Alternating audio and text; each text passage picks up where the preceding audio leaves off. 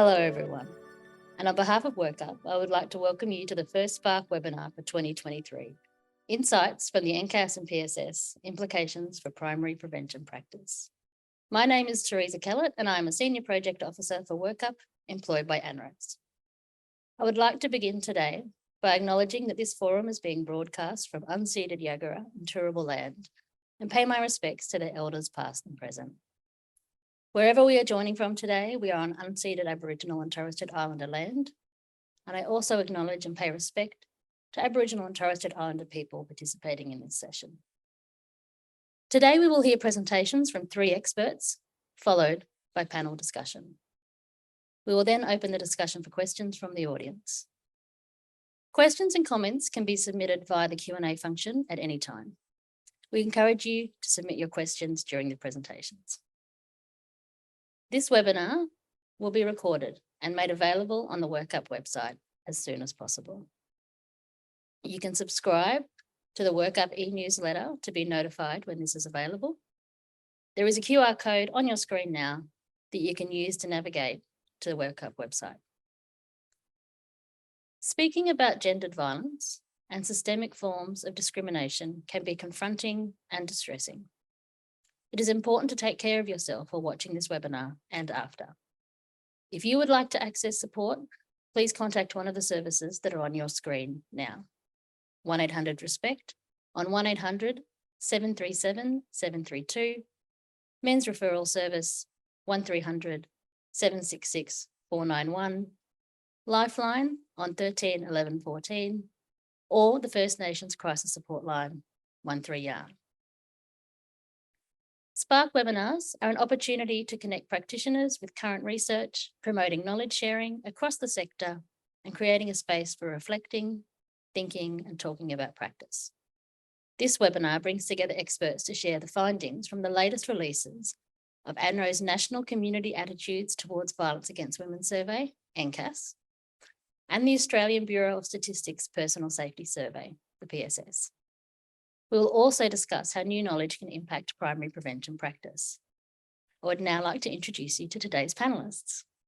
Dr. Nicole Weeks joins us from ANROWS, where she has been working on the NCAS for the past 2 years as a Senior Research Officer and recently as Manager. Associate Professor Kristen Deemer joins us from the University of Melbourne. Kristen co-leads the Novor Data Global course, supporting professionals to build their skills in measuring the prevalence of violence against women. Kristen has also held a role on the expert advisory panels for the NCAS since 2014 and the PSS since 2013. Sophie joins us from Men & Co Services. Sophie has experience working across primary prevention, early intervention and response programs. Recently, she stepped into the Men & Co Services team leader position, overseeing the service's behaviour change, court support and harness programs. Welcome, Nikki, Kristen and Sophie. It is a delight to have you here with us today. Starting with you, Nikki. Nikki, 2023 has been a big year for NCAS. You have published the summary report, the main report, the technical report, and the findings for all the jurisdictions across Australia. What can you tell us about what you found? Thank you. So I'd also like to acknowledge the traditional owners of the land on which we're meeting today and pay my respects to elders past and present, and also extend those respects to any Aboriginal and Torres Strait Islander people joining us today. I'd also like to acknowledge that this wasn't just me. There's a whole team who was working on this project, and acknowledge my co-authors as well. So I'll jump straight into what is the NCAS. So the National Community Attitudes Towards Violence Against Women survey is a representative survey that runs every 4 years. And it's a key indicator to monitor our progress against the national plan. So the current national plan to end violence against women and their children, and also from the 2010 national plan as well. But it actually started prior to that. So the NCAS includes questions on demographics, on understanding of violence against women, on attitudes towards gender inequality, and on attitudes towards violence against women, as well as intention to intervene when witnessing disrespect and abuse. So why is it important to measure attitudes? Attitudes shape and reflect the broader organisational, institutional, community and societal systems and structures. And the NCAS acts as a way to gauge these community attitudes as a reflection of those broader societal norms and helps us to monitor our progress over time.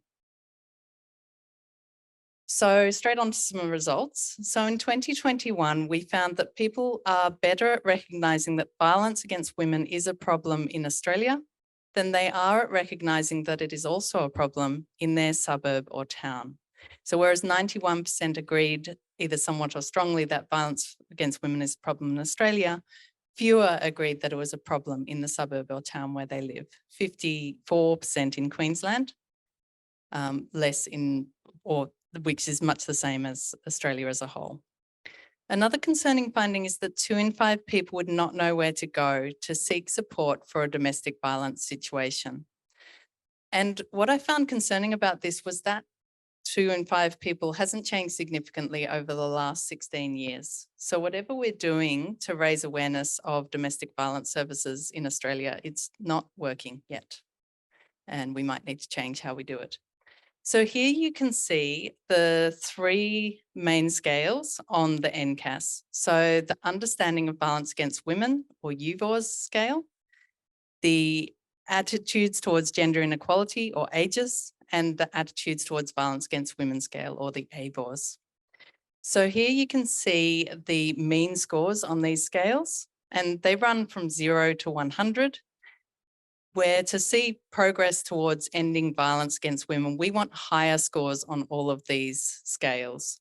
Higher scores indicate stronger understanding of violence against women and stronger rejection of attitudes towards gender inequality and violence against women, or problematic attitudes, that is.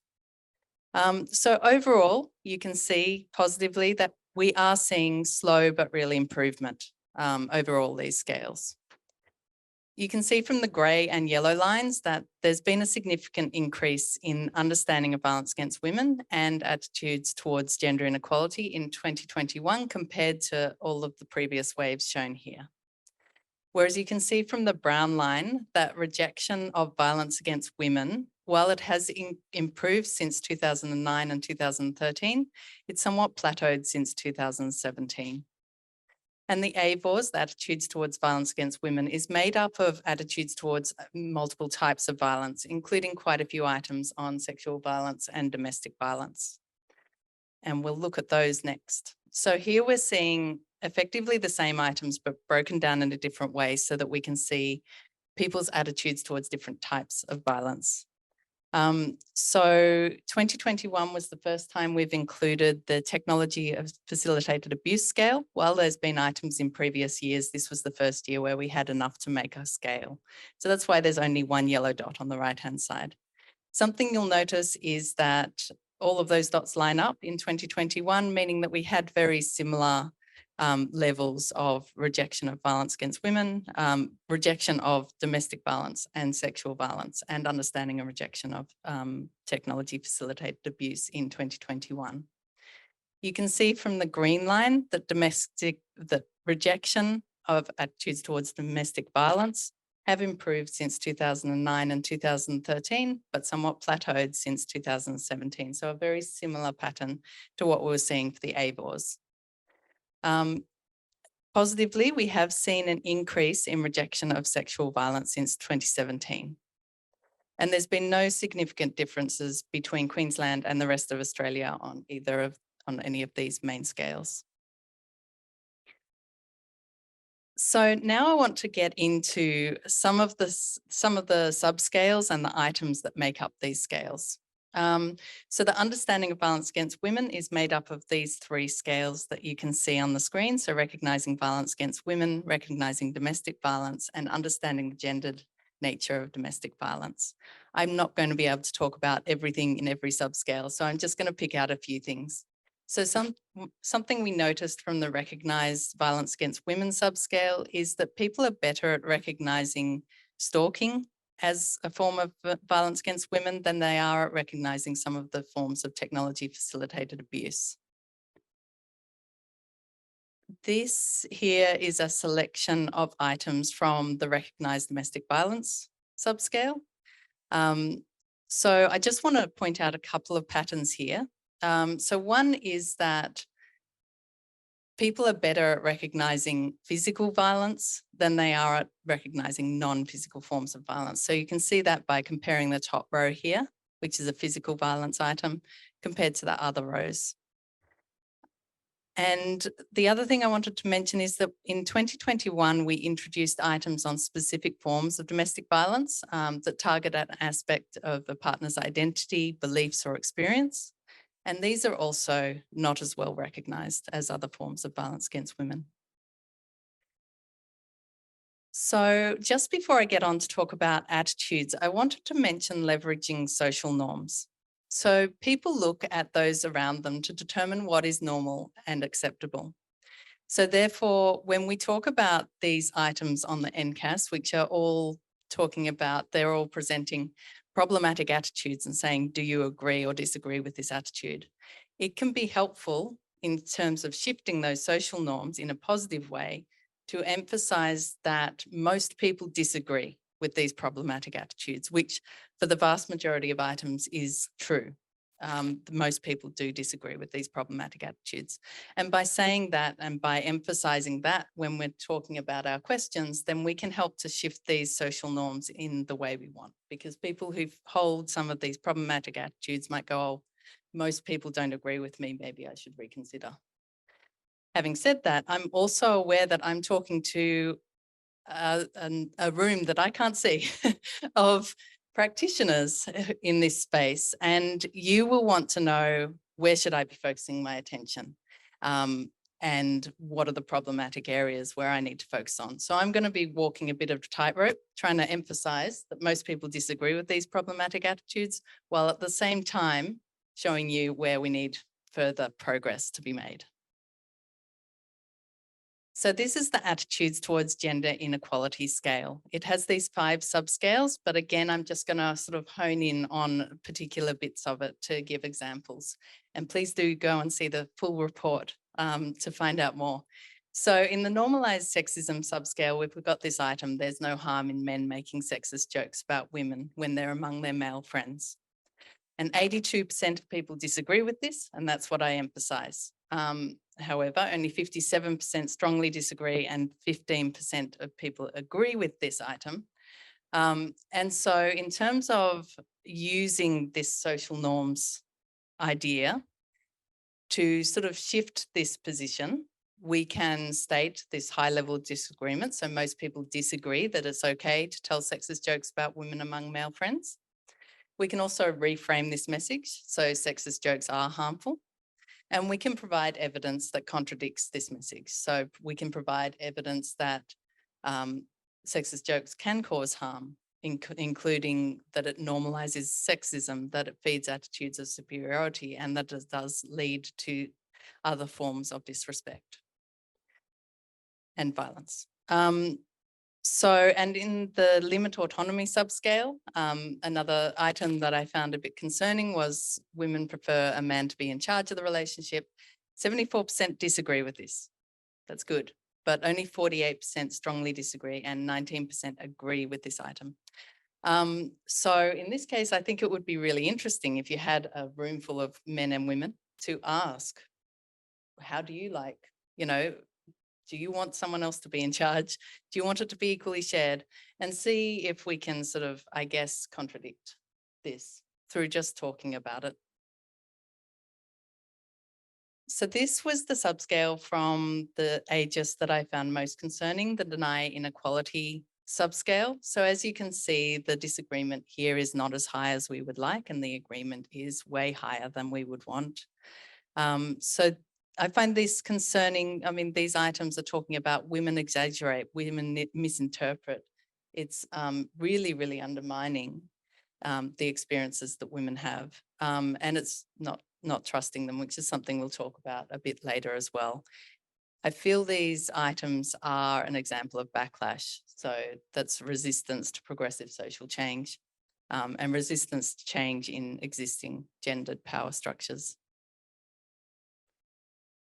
So now we're moving on to the attitudes towards violence against women scale. It has these 3 subscales. And again, I'm going to hone in on one, which will be the mistrust subscale. But first, I want to just mention a couple of items from the other subscales. So in the minimize violence subscale, we have the item that a lot of what is called domestic violence is really just a normal reaction to day-to-day stress and frustration. Now, 74% of people disagree with that item.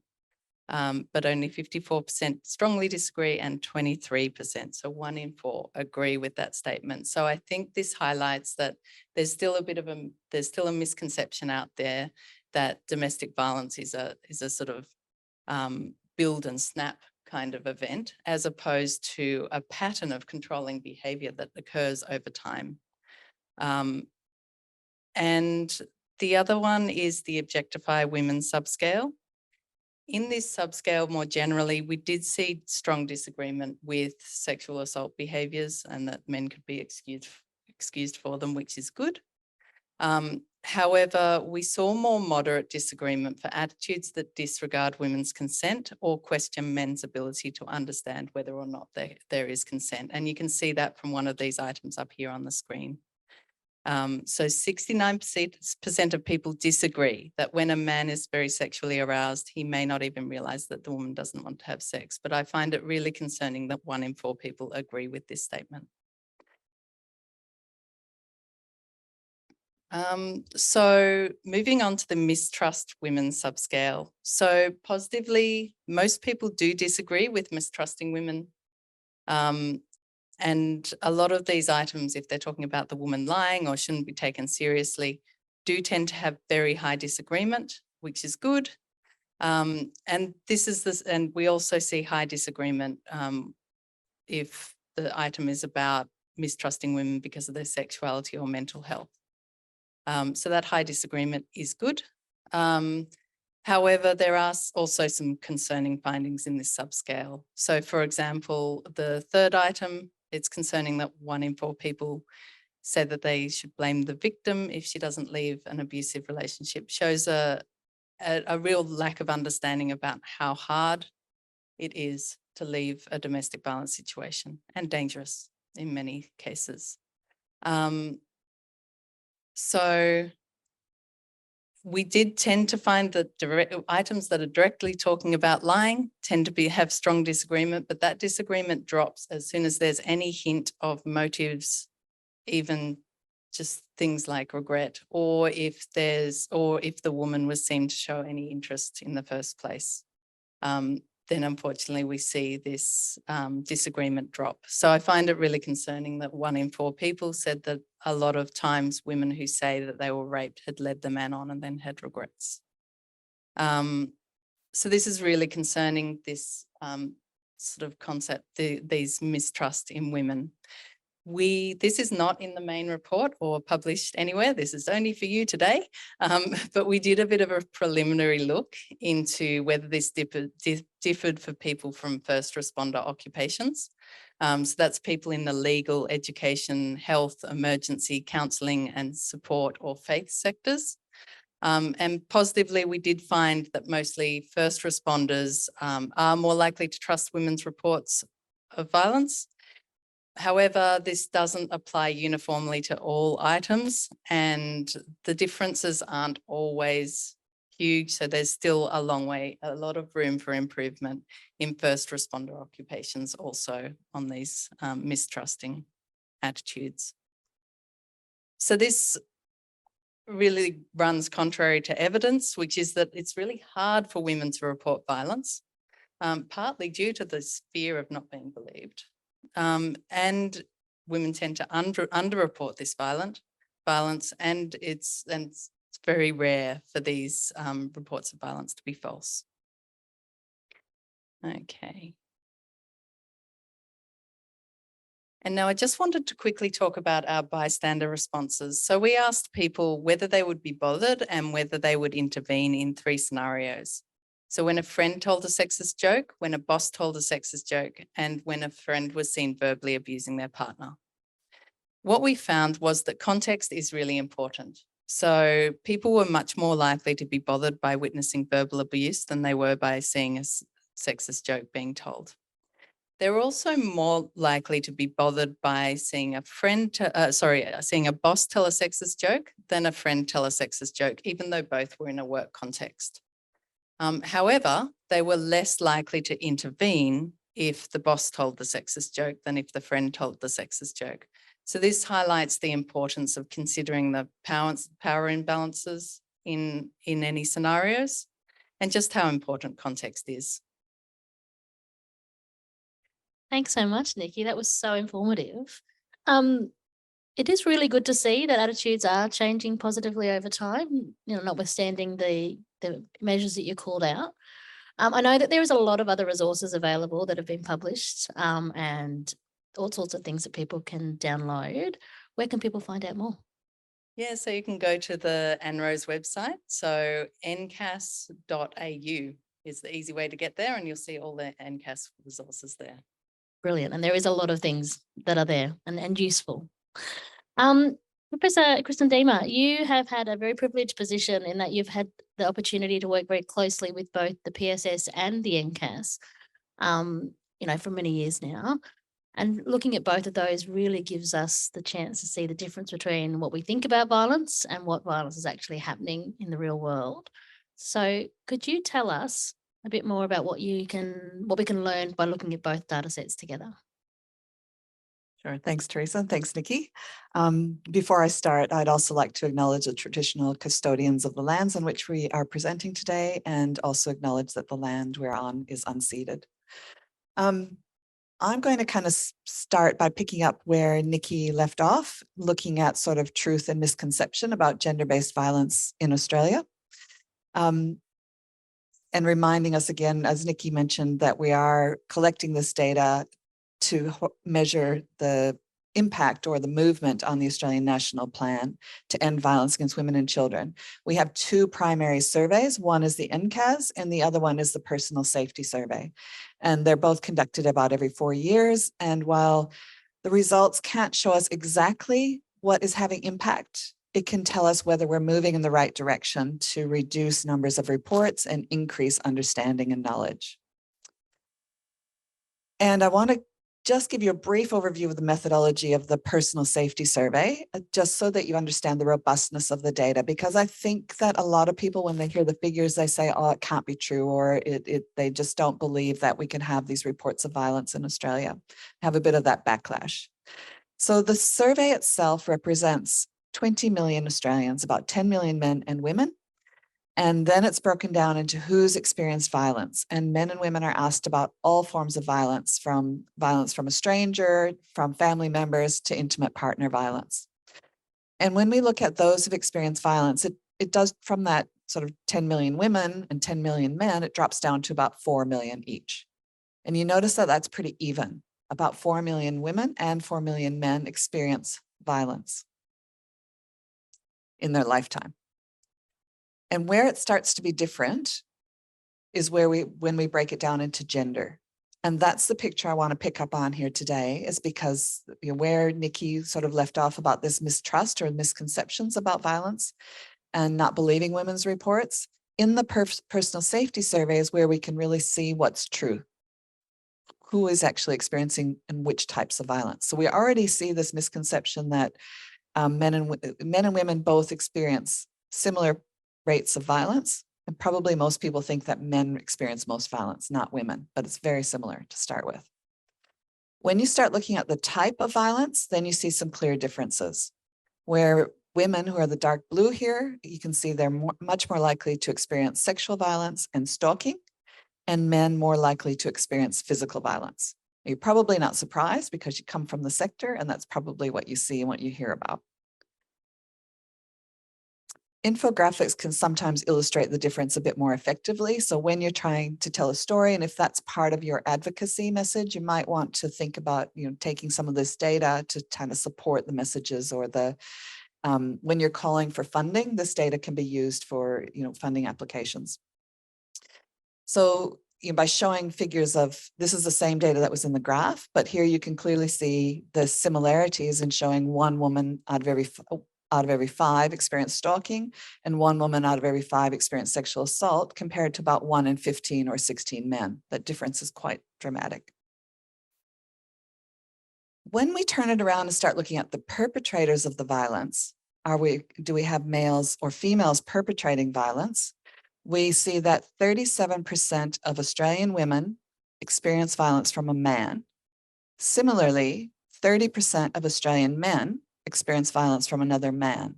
So it's about a third each. A little bit higher for women. But what that tells us is that it's primarily men that are perpetrating most of the violence against both women and men. Only around 10% of women and men experience violence from another female. So perpetrators of violence are 3 to 4 times more likely to be males.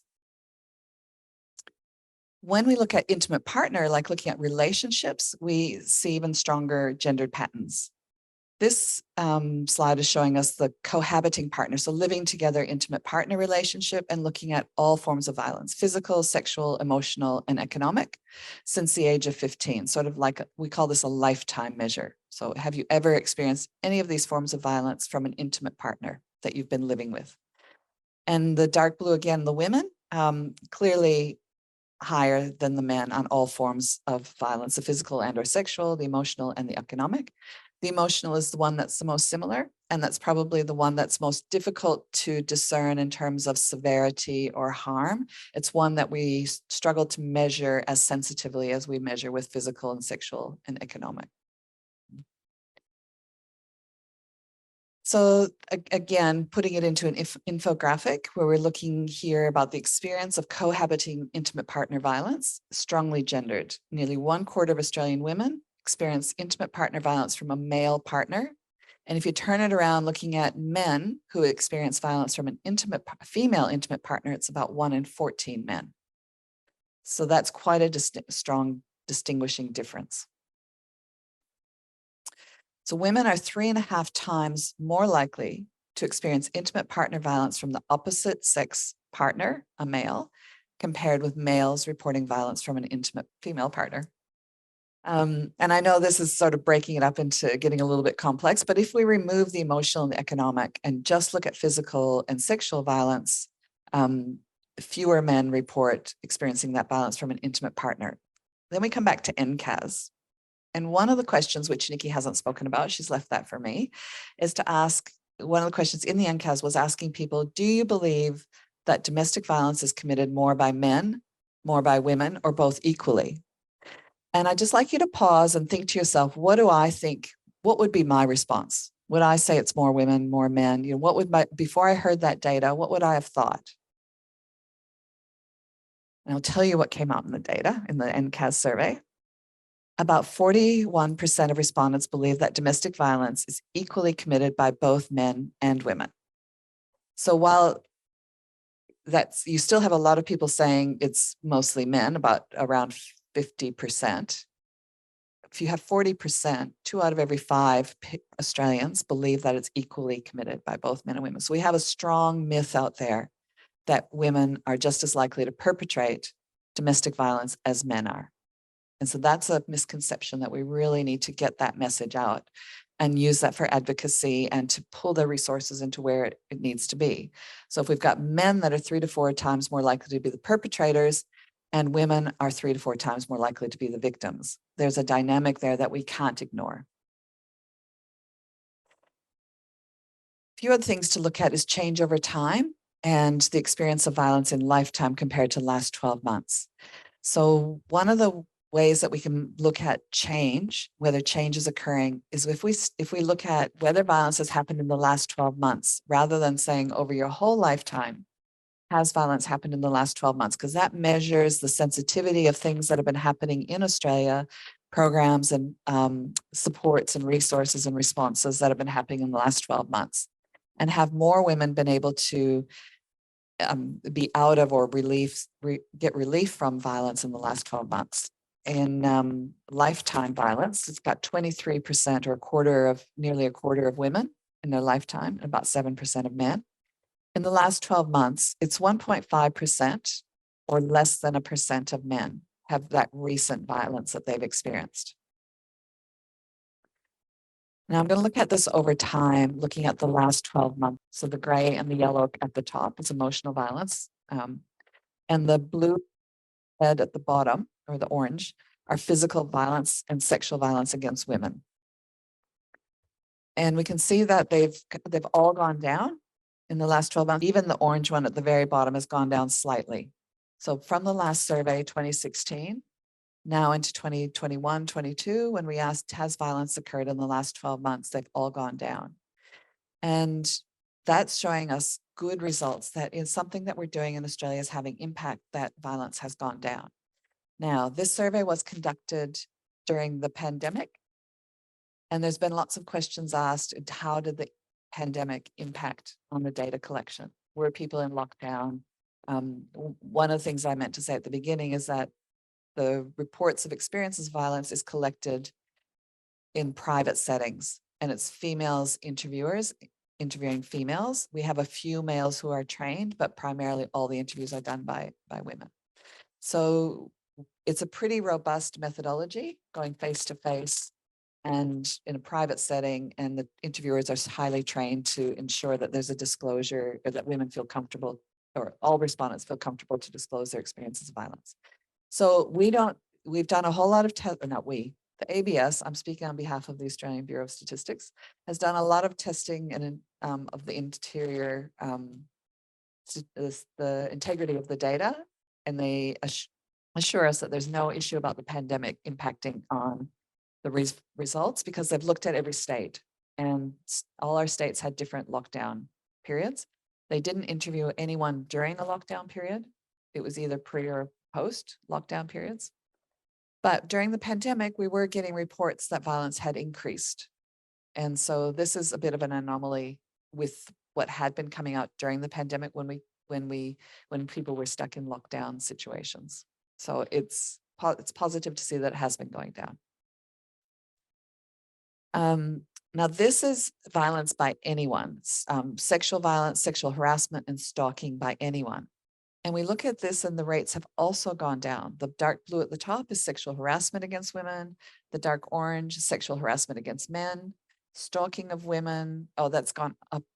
Stalking of women's gone up a little bit, and sexual violence against women's gone up a little bit, but it's not statistically significant since the last survey. It is statistically significant compared to 2012. So there is something happening with stalking and sexual violence, and that may have something to do with tech facilitated abuse, but we don't know that from this data yet. When we look state by state at where the increases or the decreases have been, we've seen decrease pretty much everywhere. The only place we haven't seen change is in the Northern Territory. Some of that's because we've got smaller samples in the Northern Territory that we can't measure everything, but we've seen sort of no change. We haven't seen increases there. We have seen a little bit of an increase in sexual violence in New South Wales and Western Australia, but Queensland, there's no change on sexual violence by anyone. There's been a decrease in physical violence by anyone. There's been a decrease in cohabiting partner violence and a decrease in emotional violence, cohabiting partner emotional violence in Queensland. So there's very good results state by state. And I just wanted to give you a picture where Australia sits in relation to our whole Asia Pacific region. This is the region with the dark gray ball circles at the back, looks at lifetime, like that question about have you ever experienced physical or sexual violence from a partner? And the orange ball in the middle sort of asks, have you experienced that violence in the last 12 months? Same as we do for Australia. So in Australia, the figures that we've talked about is 23% of women who've experienced violence in their lifetime, and like 1.9% or 2% of women in the last 12 months. So it compares to say something like Nepal, where they've got 25% of women in the lifetime, but a much higher rate in the last 12 months, 11%. If you look at New Zealand, they have a higher lifetime rate and a higher last 12 months rate. What this tells us is in Australia, if we've got a lower last 12 months, that we're doing better at providing options for women. They have more options. So if they're in a violent relationship, which might be a similar proportion to other countries, there are more options for them to leave or get help or somehow end that violence. So that's a good message for us.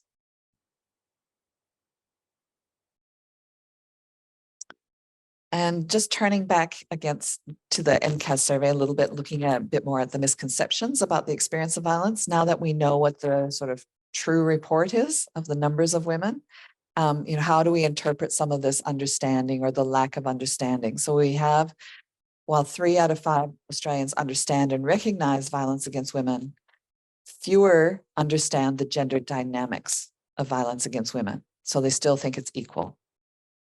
So when you put everything together into a scale about all the gendered nature of violence against women, that is lower than the other understandings.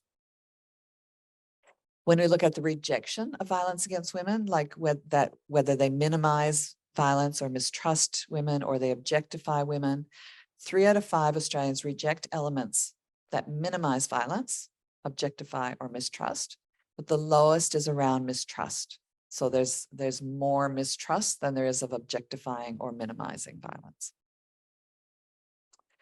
And Nikki kind of went through some of the measures of mistrust, but this is what we want to look at. While we've got the scales on each of the items showing us, say, from those who've disagreed with the statement or undecided through to agree with the statement, we want to look at these sorts of questions or elements that have higher agreements with them. And then those are the messages that we might want to look at countering. What are the things that we're hearing in the community?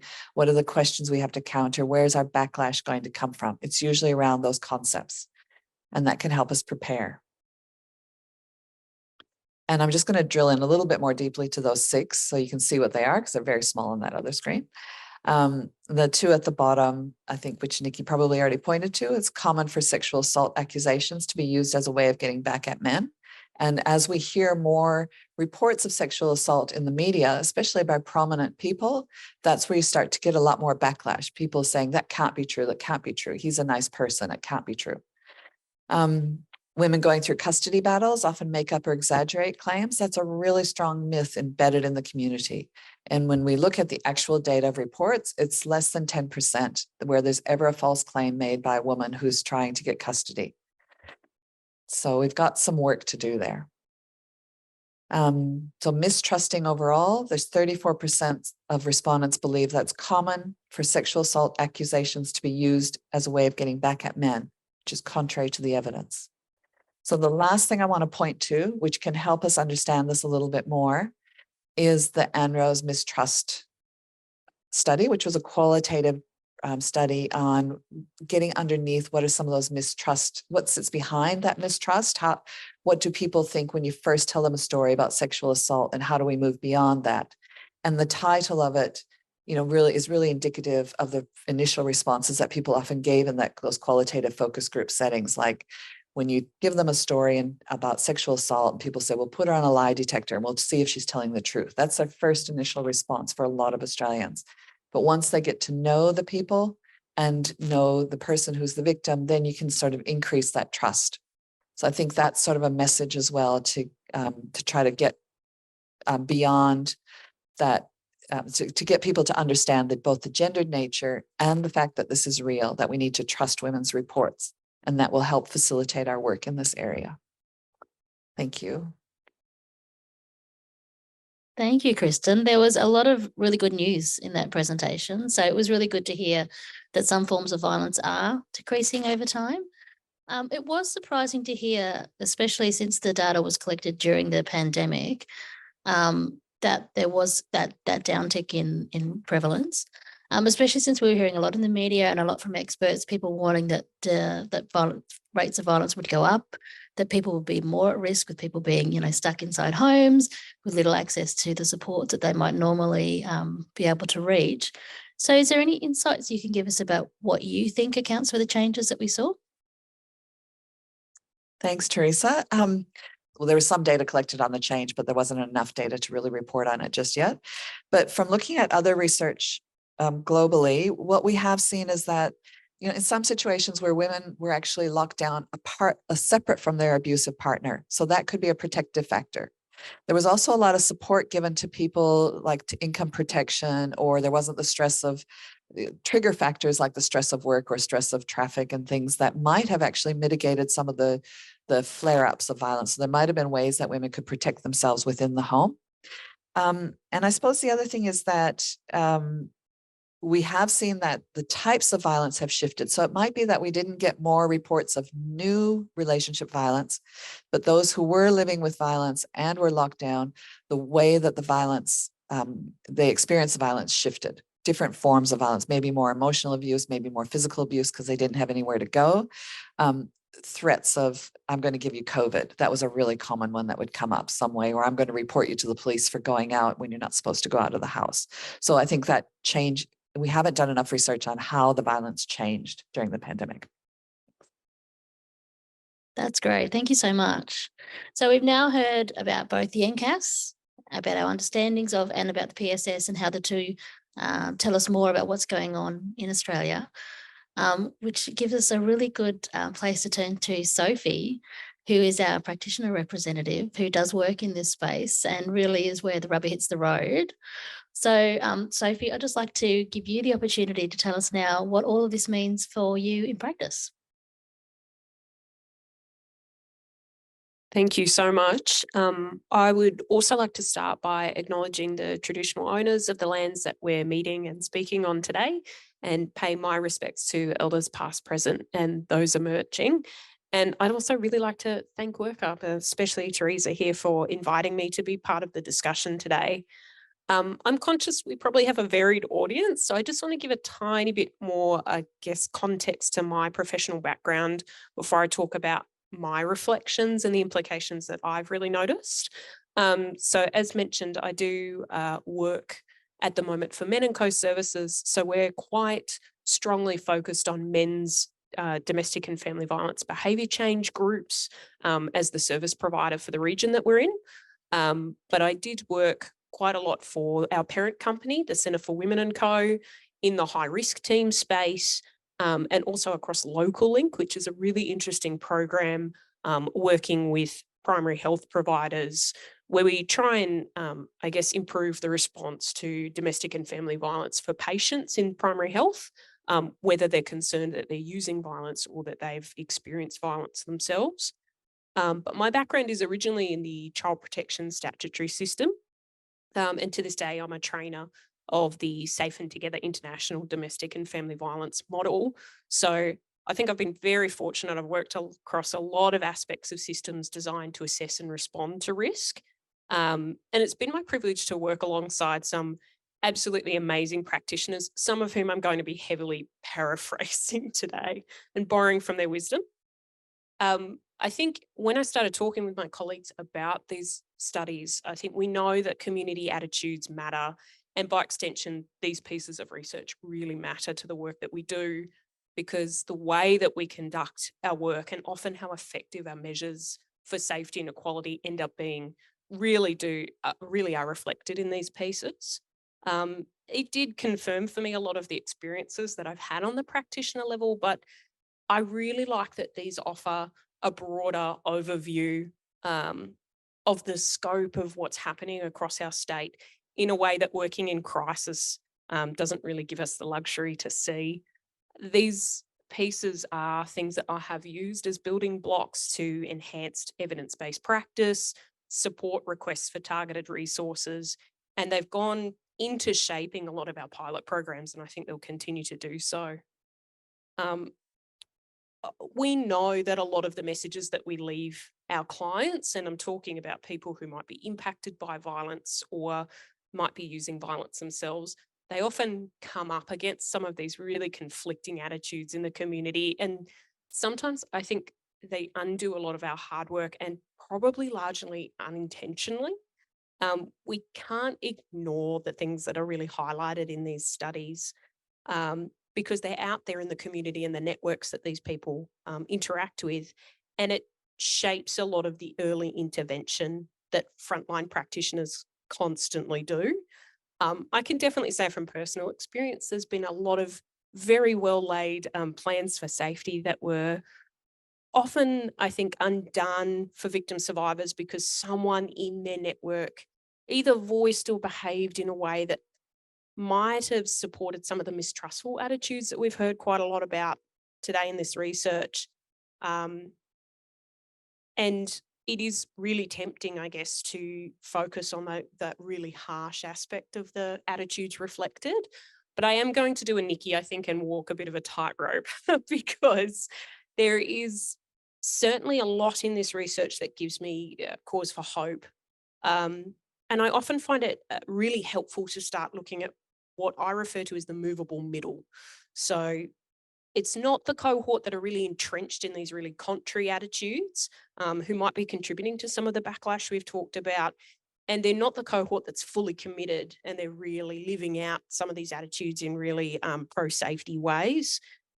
It is kind of a really good focus in that early intervention space to start looking at shifting that movable middle, because they're quite interested in the best interests of safety, but they might not have what they need yet to move in the right direction. When you look at those scales, I think there is a really clear movable middle. And I think the PSS so beautifully shows us the discrepancy between what is factual and what are some of those myths in the community. A lot of my reflections still translate to a lot of hard work in a very challenging space, but I think there's a lot of hope here.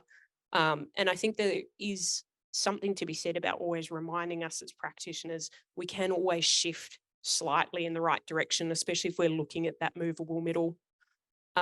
There's a term that I really like that I've stolen from Tracy DeSimone and Susan Heward-Bell.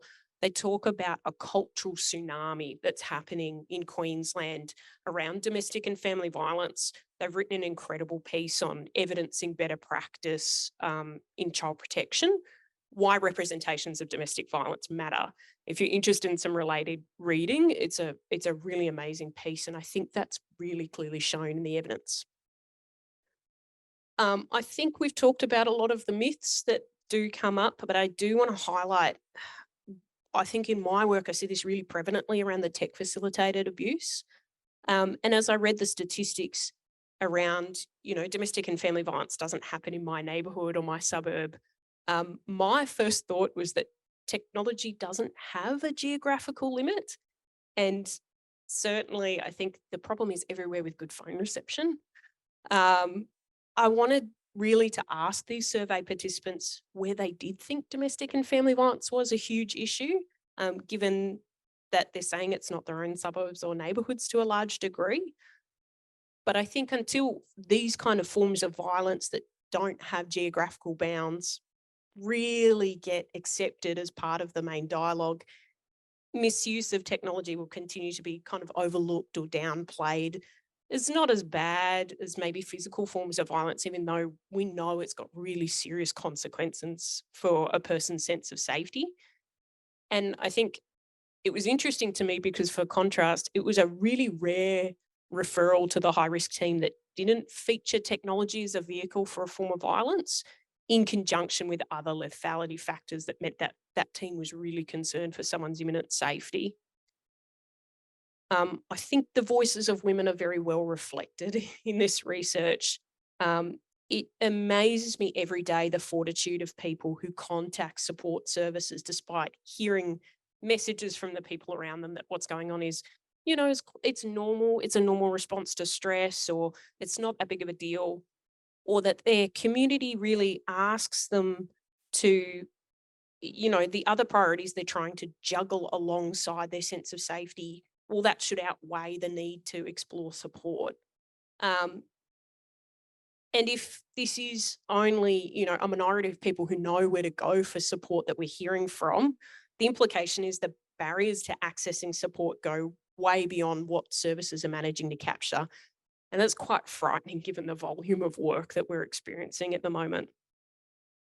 I've definitely encountered the belief that both men and women perpetrate violence equally, especially in that early intervention and training space. It's my experience has been there's quite a genuine surprise and sometimes a really deep confusion that specialist services design training packages with the PSS statistics firmly in mind. And we continue to reiterate that most, not all, but most victim survivors coming forward identify as female. I do have to tell a quick anecdote. I was training at a GP clinic where a doctor and a nurse told me really emphatically, there's no domestic violence here. We have 100% success rate of screening our patients and none of them have ever disclosed violence. It was very helpful to have previous PSS statistics to go, well, how does that measure up against the rest of the state? And happy to report the clinic did come to the conclusion that maybe it was the way they were going about the screening process that might have been the issue. In the perpetrator intervention space, the power of community attitudes and messages cannot be understated. I often speak with the men in the group work that we do that the groups that they attend are only a tiny portion of the behaviour change journey that they've started. And the real work happens out there every single day. Primary prevention, community education, bystander efforts are all huge wraparound pieces of work that's needed to support men's behaviour change. Because in the group space, we might introduce new ways of thinking, but these thoughts are either validated and supported or completely undermined by these men's communities and their peer groups. I really like the term the web of accountability because it doesn't stop and start with judicial systems or group programs or statutory bodies, because it actually starts at home or in the workplace, in education systems, in peer groups, and for a massive component online. I think unanimously all the sector professionals I've spoken to recognise this desperate need for a more wraparound approach to this behaviour change and response to concerning behaviours, especially in young boys. I think anecdotally, I can say the age of people using potentially lethal forms of violence, that average age is so much lower than I think people realise. And they're not just impacting on the lives of other really young people, but often on their caregivers and families as well.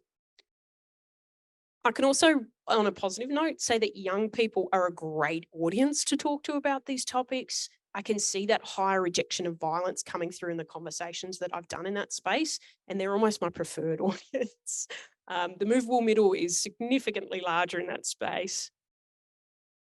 I think that pro-social bystander effect just fascinates me because working with people using violence, it's almost impossible to predict what words or what person intervening will actually start them down that path of responsibility and hopefully towards sustainable change.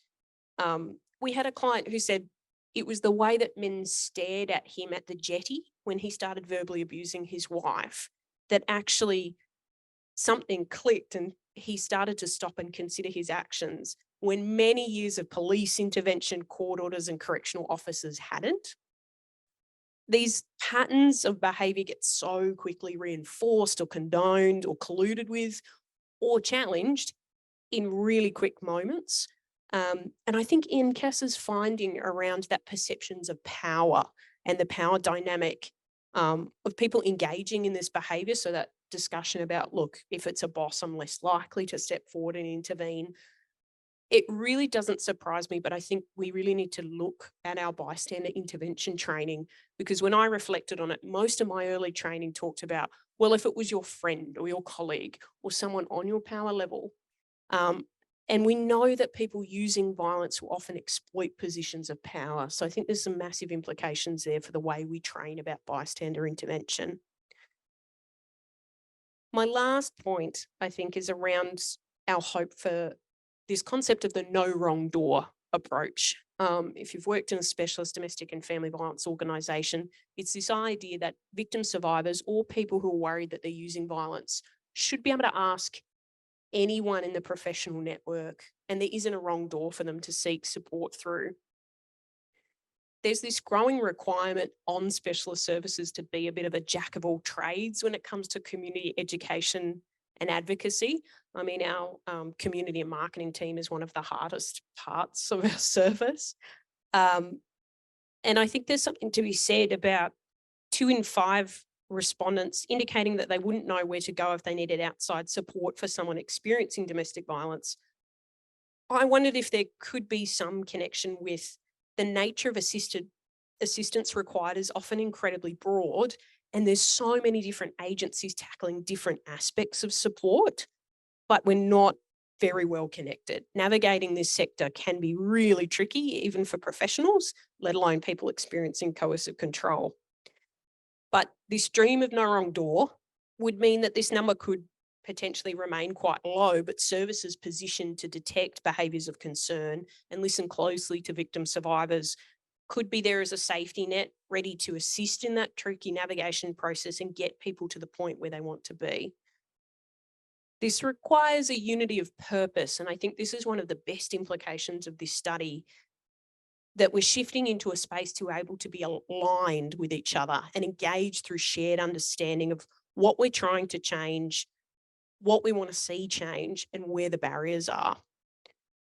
I've seen hope in the way that more frontline workers across very different agencies are starting to ask that permission to go, yes, domestic and family violence is a core part of our service delivery, even if we're not necessarily funded for that or we weren't designed for this. And many people attend training really eager to learn how they can do this in the job that they serve. There's a certain complexity in the numerous support services that intersect, but I think that can also be a strength because we can come together and use research such as this to inform where we all spend our time, our energy, and how we partner to address these statistics. I'm not really here with a call for action today necessarily, but a reminder that every time that we respectfully challenge some of the more harmful prevalent attitudes that undermine good work in domestic and family violence, we keep shifting the narrative a little bit further in the right direction, regardless of what our professional role is. Thank you so much for my opportunity to speak. It's been a pleasure, and I hope there's been something in what I've said that might have sparked something for the audience today. Thank you so much, Sophie. I'm sure there was a lot in what you just spoke to there. I was thinking about, what you were talking about in terms of being confronted in your day-to-day work with, especially in the training space, with these problematic attitudes. And I'm wondering if you had any tips or strategies or things that you do in the moment when you are actually confronted in the moment with people saying violence is equally committed by men and women, or women are more violent than men is another thing that we often hear. And if there's any tips or things that you can share with the audience today. I'm absolutely going to steal a tip from one of the male facilitators that I work with. He said to me a long time ago that understanding is not condoning. So I often find it is very helpful to understand where that is coming from and get curious about, okay, what's led you to believe that? Can you tell me a little bit more about what's happened for you or what your experience has been? Because there is an absolute huge variety of reasons that people might hold those attitudes. And if we always take it as, well, they're just being difficult, that's when you are never going to shift anywhere. I've learned just to get very curious, try and understand what you're working with first, and then see if it is evidence that they need, if it is gentle education, or it is maybe a personal experience that's getting in the way of accepting kind of the broader statistics we can see. Brilliant tip. We are going to open up the discussion for questions. So if you haven't put your question in the chat just yet, please feel free to do that. And while we wait for those questions to come through, I just thought I'd open up to the presenters to maybe offer some reflections on what you've heard today, particularly Nikki and Kristen. I wonder if there was anything from what Sophie was saying about practice that made you think potentially about what other research opportunities are out there, or any thoughts about what you've heard there. There was so much, and it's really great. I love hearing when research is actually hitting the ground, because that's what makes it real and that's what makes it important. That's why I research, so that it's going to get used. And I guess it's sort of, I'm not sure encouraging is the right word, but at least it's matching up, that what we're seeing in the research is sort of what you're seeing in practice as well. And I'll have to think further on what that means for further research. But I think definitely there's opportunity for research to be in collaboration with practitioners who are on the ground working with people, because I think that's a really interesting space. And I think that's where you can potentially change some of those attitudes or see how those attitudes are changing and what underpins them. Like you've seen through your curiosity questions what underpins some of these attitudes, whereas I only get to see how many people agree or disagree with the attitude. It's quite high level. So Yes, I'll agree with a lot of what Nikki has said, but I think particularly again enforcing the tip that you gave at the end, because I think that a lot of people struggle with what to do when they see it. How do they confront it or not confront it, and their own personal safety, which is a real thing too. A person confronting someone else can put themselves at risk. But I guess that's the thing in terms of applying. As researchers, we tend to throw numbers back at people. Look, it's actually this, this is the proportion. So thinking about how you can language up or package up the data in different ways that's actually going to maybe be embedded in content or material that's hitting the ground, particularly in perpetrator programs where we actually have an opportunity to engage with the men who are perpetrating this sorts of violence. And how do we break down some of those thought processes or belief systems? And that's a real hard work. and I would find it extremely challenging. So that I think that tip about understanding and not condoning is so important. And I think that we could do more work together to think, well, how could these key messages be packaged up in a way that could be used in some of these programs? So thanks for that. Thank you so much. Kristen, you shared some data about perpetrators of violence, and that revealed that there was only a small percentage of female partners perpetrating violence against male partners. What else do we know about who perpetrates violence against men? Who are they? Most of the violence against men are known men. So it might be friends, other male family members, people they've just met, in the pub or on the street. And then there's a significant portion of strangers but that's not the largest portion. Primarily it's other family members, other male family members, or people that they know. Thanks. Nikki, you've had your head in the data for a long time now, very deep in the data. So you've been thinking about all the implications for what we might do with the data, what we've learned. So can you tell us a bit more about what are the other policy potentials?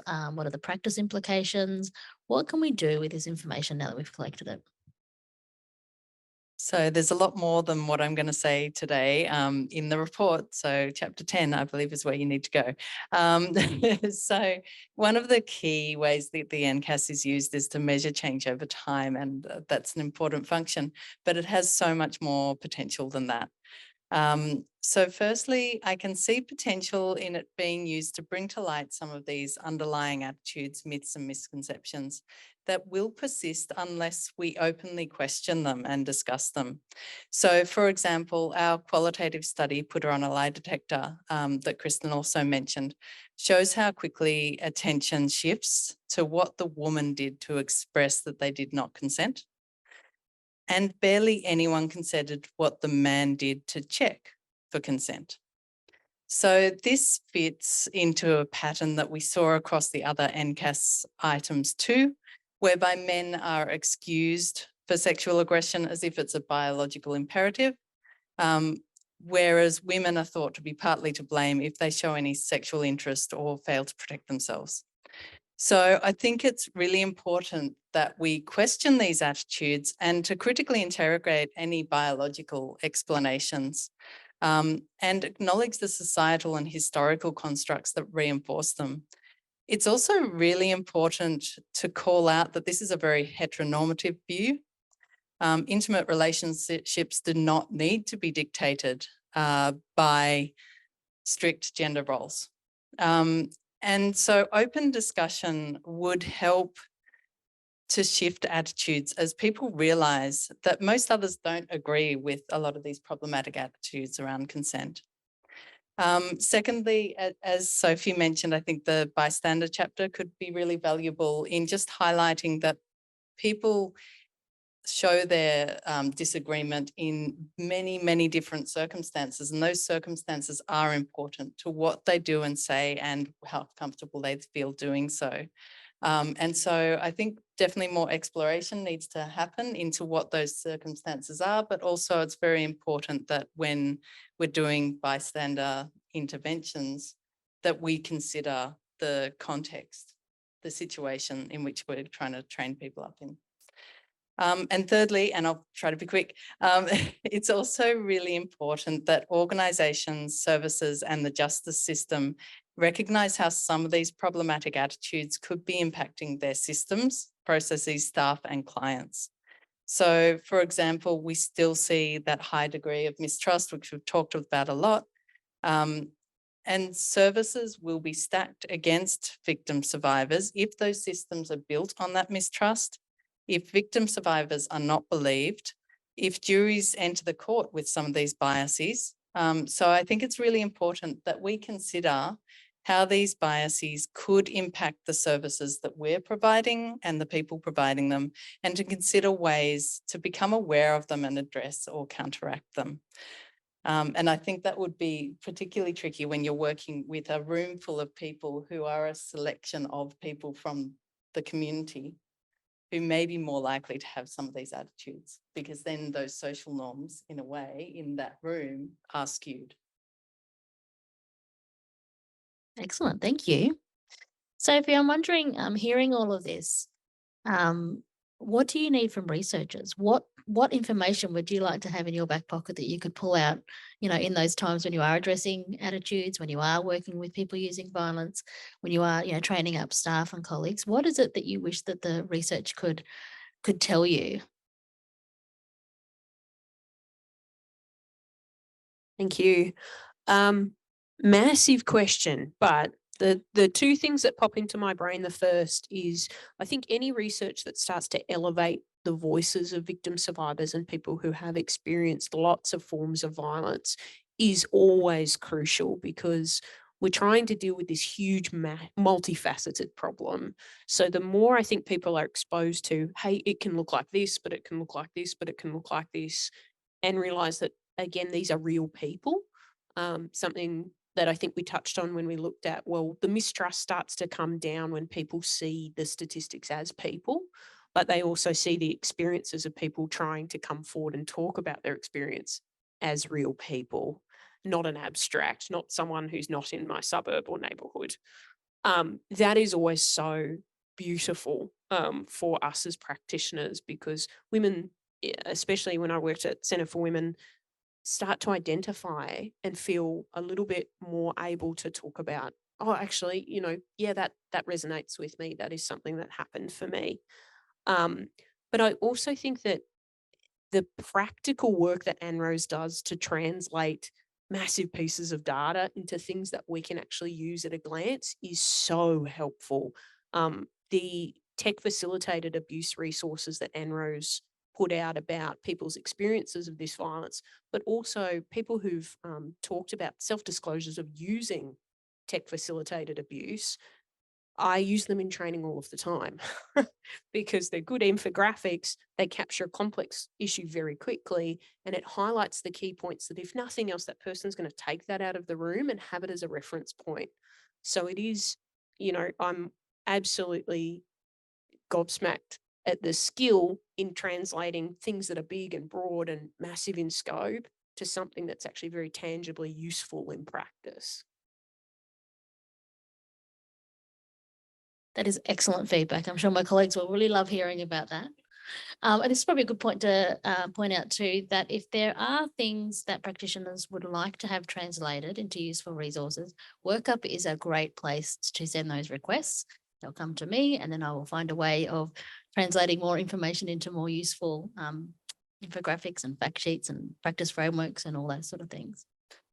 We've got a question from the audience that could go to either Nikki or to Kristen, and it's about people with disability. And the question is, how can the NCAS and PSS give us a better understanding of the impact of violence against women and girls with disability? Would either of you like to take that question?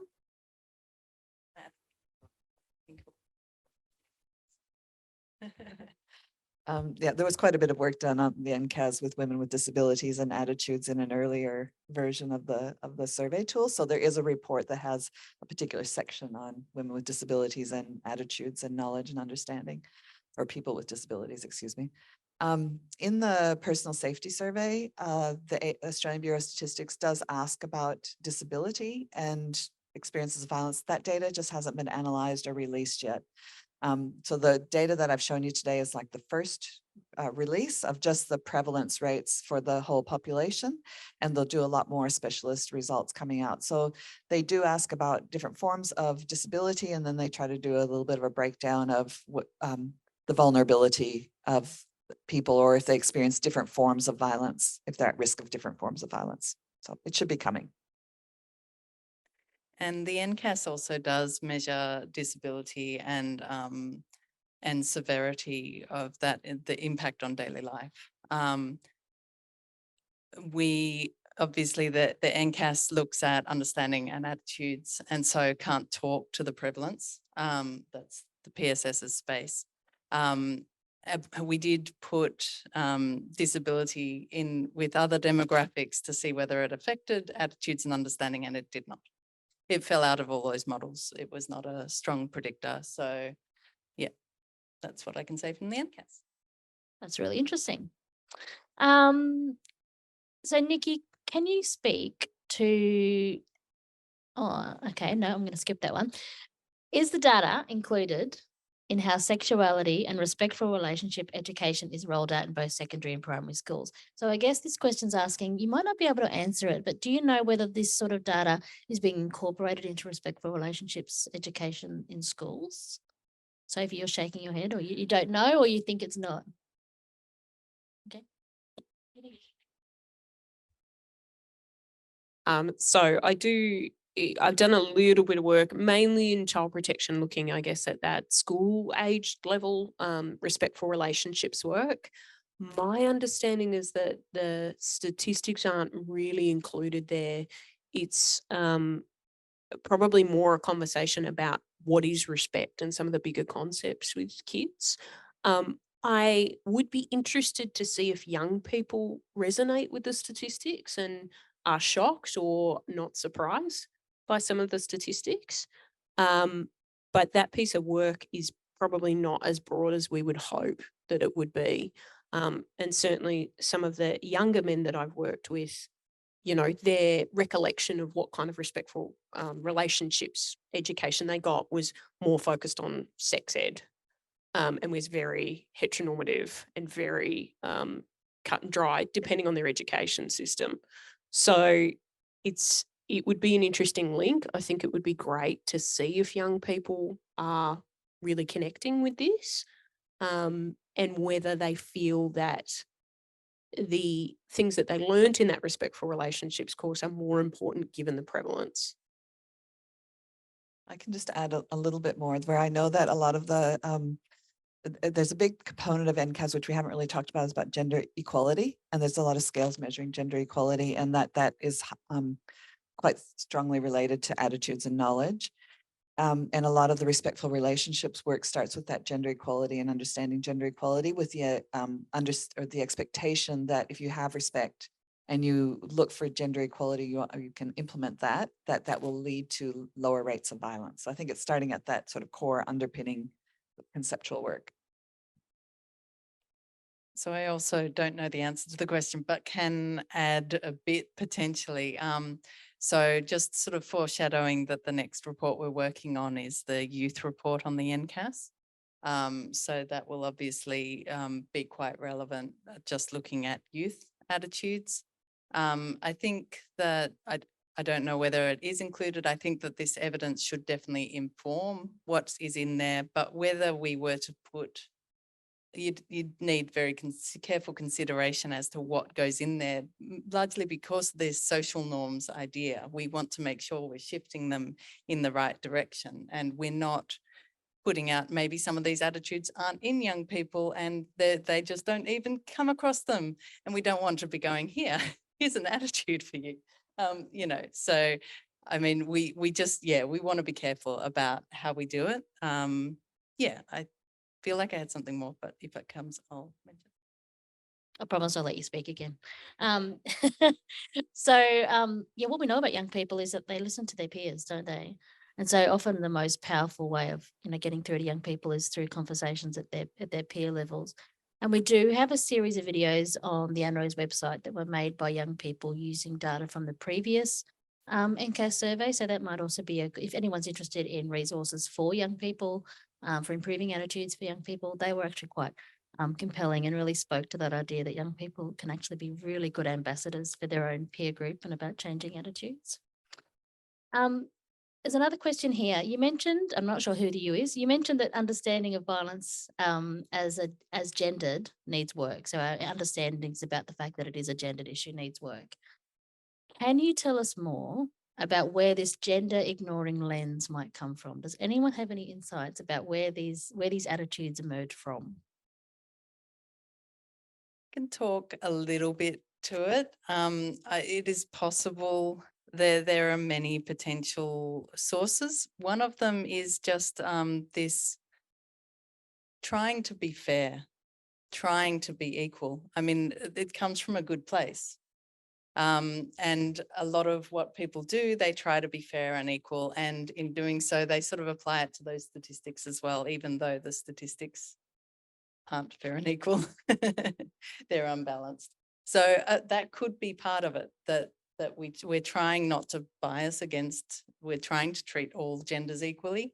And we're hoping that we're going to get our society to a stage where we do treat all genders equally and with respect. But yeah, that could be flowing into a misperception that we're there already, I guess, is one idea. Any further?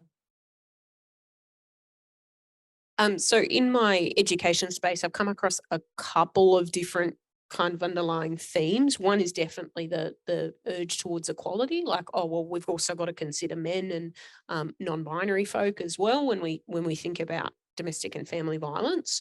So it does skew that gendered lens quite a lot. I have definitely seen, and it is the minority, thankfully, but I've definitely seen some people take a concentrated conversation about violence against women and gender inequality as an attack on men, which thankfully it's small, but it is there. I think the third complicating factor, though, for me is I've seen a lot of people using violence present as victims, and this starts to skew people's hearing about intimate partner violence, particularly because they said, oh, well, actually, I've had quite a lot of men come forward.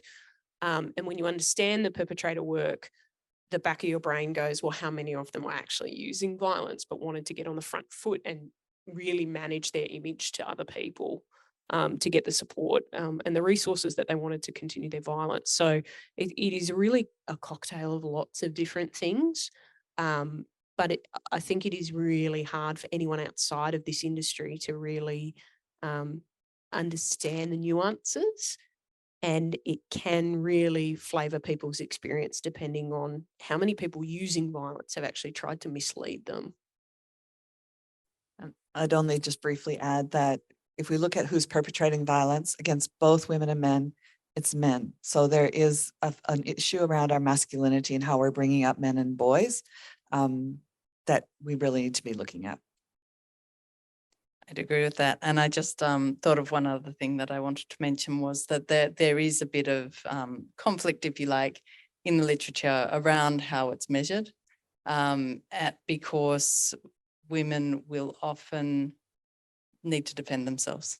And to do so, they will use violence. So if the way the questions are asked don't distinguish between whether they're defending themselves or whether they're initiating, then sometimes you get much more even distributions than if you are actually looking at the broader context around that violence.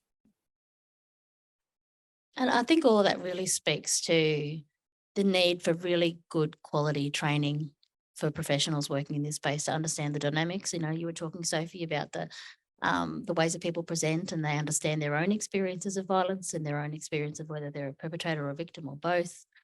I think there's also, there's that belief in patterns, or that way that our minds measure patterns, and we pay more attention to the things that stand out than the things that adhere to our understanding. So it's not surprising to hear about a woman who's been experiencing violence, whereas when you hear a story about a woman perpetrating violence, that certainly stands out more, and that can be more impactful on what you remember. I think there's a lot that goes into it. I think a lot of anecdotal personal experiences also form the way we understand the world, and it's really hard to make that connection between our personal experiences at the individual level and the large scale data that we hear. It's quite hard to see the person in these big scale surveys, as valuable as they are for giving us that perspective across the whole community. Yeah, it's hard to pull those two things together, I think, sometimes.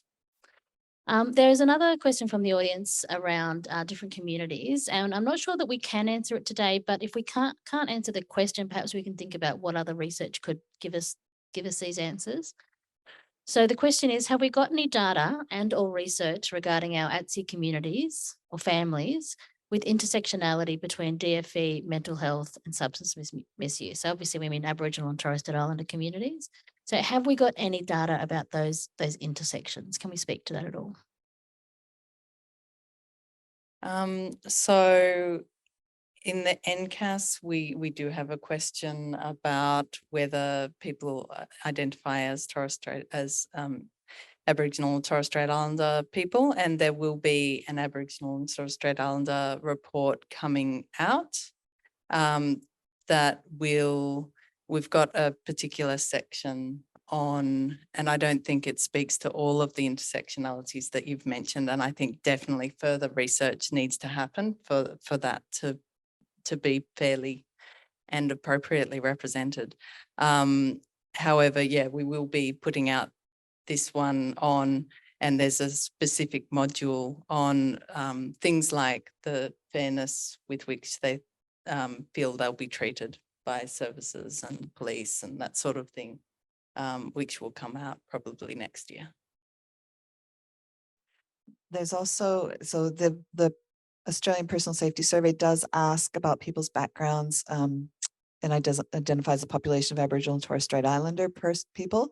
That data also has not been released yet. It's usually a very small proportion in the overall survey sample, so the analysis is limited with what they can do with it, but it will come out at some point. But there is a better survey that looks at the Australian Bureau of Statistics looks at, which is specifically with Aboriginal and Torres Strait Islander people. It's the national, I think it's Aboriginal and Torres Strait Islander Health and Wellbeing Survey. And that they've looked at how to incorporate questions about violence experience in a way that is culturally sensitive and contextually appropriate. That may not be the same as what we include in the whole National Personal Safety Survey.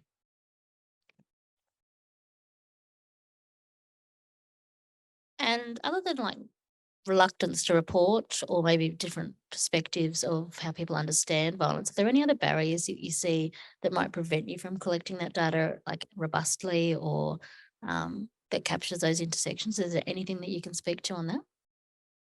Yeah. Did you want? So I think yes and no. There's always barriers in research because it's a very long process. But I think that it definitely needs to be done properly, and it needs to be done with Aboriginal and Torres Strait Islander people. So I don't feel that it's my best place to speak, but I guess it's just making sure that it's done with the people who need to be involved in the research in a sensitive way. Yeah, and I would echo that, but and then I guess the point is that a national survey and the survey modes that we choose are always going to exclude some of the most vulnerable people, because they're just not going to be accessible to the way that the survey is rolled out. It's not to say that there won't be some included, but probably big portion of people. For example, both these surveys are based on households. So if you live in an institution or a community, or you're in hospital at the time, you won't be included. They just won't get to you. People who feel suspicious or uncertain, or they're being prevented from participating. So particularly victims of violence who are being controlled and not allowed to answer a survey won't be included. So often your most vulnerable people will never be in the survey. So what we would say is whatever you see in these surveys, this is an underestimate.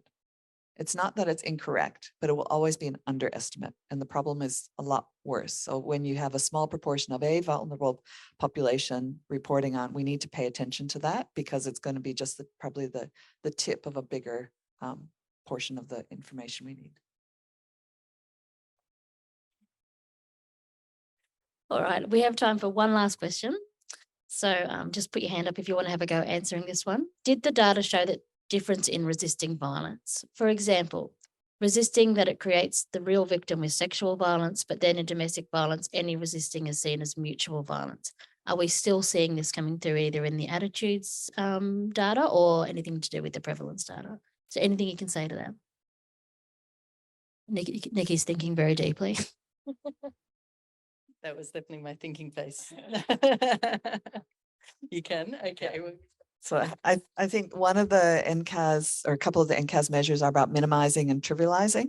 And I think those themes feed into this very strongly, where people tend to, and this also often comes from with the importance of responders being understanding what violence looks like and how coercive control or can put women into a position where they're reacting, and that when the responder shows up, it's often the man looks very calm and cool and collected, and she's looking very unstable, and that can